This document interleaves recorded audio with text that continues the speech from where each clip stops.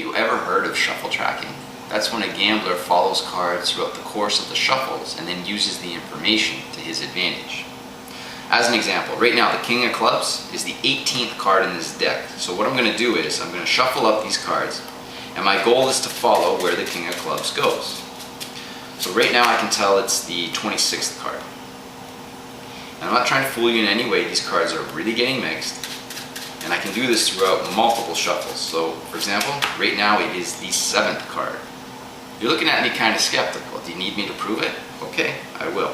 1, 2, 3, 4, 5, 6. That's the 7th card, and it is in fact the King of Clubs.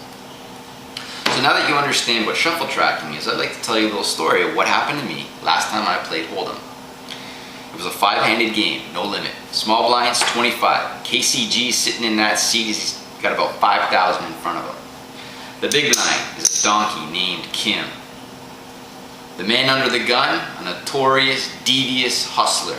Goes by a street named Doc. Wouldn't trust that guy. He's a low-down snake in the grass. The only way I'd trust him, if I had a mongoose handy. The man in the cutoff is just a boy, naive, California Dave. His motto is, poker's just a game, but you can build things with Legos. Yours truly's on the puck. Here's what went down. Doc had been watching when Dave gathered the cards and pushed me the deck. Doc noticed the 2 black aces at the bottom of this deck. So he thought he'd try a little ploy. Doc accused me of cheating, accused me of calling those aces. I told him, look buddy, I don't need to cheat to beat you. Well then, he said, you wouldn't mind if I shuffled those aces in the deck one at a time, would you? But of course not. So I passed him the deck, and Doc began to shuffle those aces into the deck. One at a time. So those aces got lost. He then passed me the deck. Now I didn't even want to shuffle. First of all, the man put me on tilt, and second of all, I didn't want him to accuse me of doing anything. So I simply passed the deck to Dave. Said, Dave, give it a cut. So you know, Dave's a fan of Erdney's. He started giving it some Erdney's cut.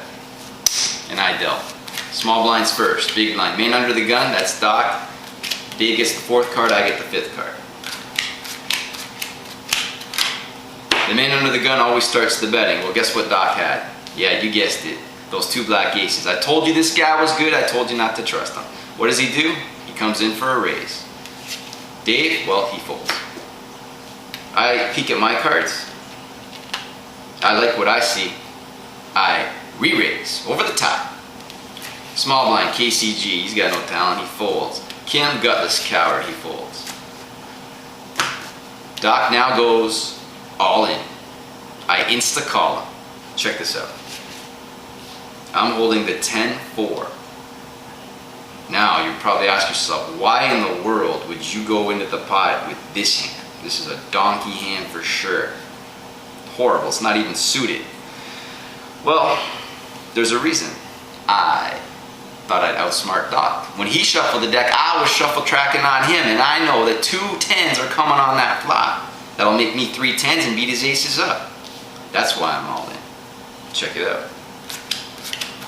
Sure enough, I made 3 10s. But of course, there's 2 more cards to come.